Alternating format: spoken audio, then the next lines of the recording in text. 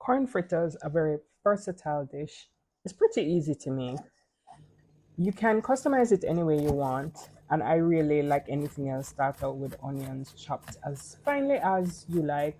I kind of like a little chunkiness to it. It adds a sweetness and an excellent taste. Tomatoes are a must. The acidic bite that tomatoes give help to break up the heaviness that you can get from corn. And let's face it, it's just something I really always loved. I take out the seeds because I don't want the batter to get too watery, and chop it up again in a good enough size so you can get a nice bite out of it. So once these are done, I'm going to add them to a bowl and add a few other things. Next for me is Scotch bonnet. Definitely something that is according to your taste. There, I took a little smell to get a feeling of how hot it was. This is something that when you're cutting, you want to be very careful you're not touching your hands because, of course, when you're moving fast, you touch the pepper, you touch your eyes, and it's all over. With the peppers, I try to go a little bit smaller, and just bringing them together on the board helps me to kind of go at it. I use a spoon to scoop them up because ain't nobody trying to touch that, and add that to my bowl. If you had sweet peppers, that would be another great addition, but I didn't that day. You kind of use what you have. What you see there that I didn't cut up is also some scallion or scallions, depending on where you're from. I take some fresh thyme and add to the bowl a little salt, a little black pepper, some onion powder, garlic powder. Those are pretty much my common seasonings, and some cracked black pepper.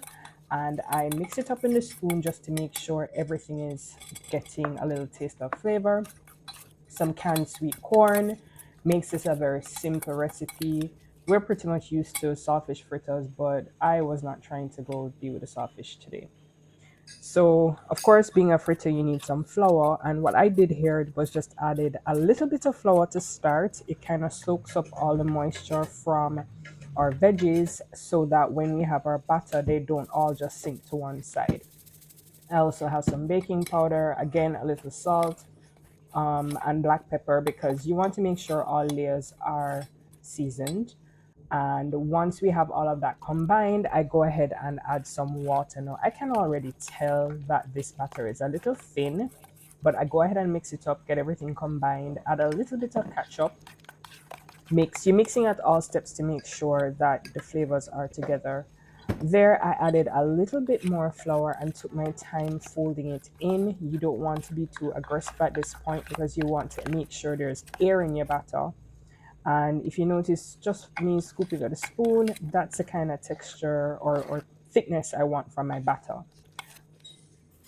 Going over to my non-stick pan with a little bit of olive oil, I start the frying. I don't like to use too much oil, and that's the reason why I prefer non-sticks for making fritters.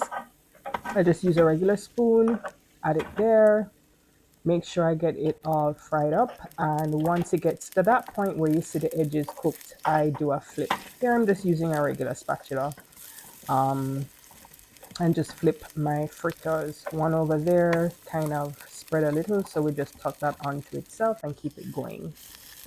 Here you'll see the other side is pretty much cooked up, and that's how we know it's done. I use my mister to just add a little bit more oil to the pan. I don't want too much grease, as I told you. So I find that spray mister very, very good. I've tried so many, and this is the one I love the most. I'll link that in my Amazon store. It's a glass bottle, so really good at preserving olive oil. For me, I have olive oil in this one. And there you have it, corn fritters. This day I had it with a cup of tea, had a little ranch dressing, but also is an excellent base for appetizers.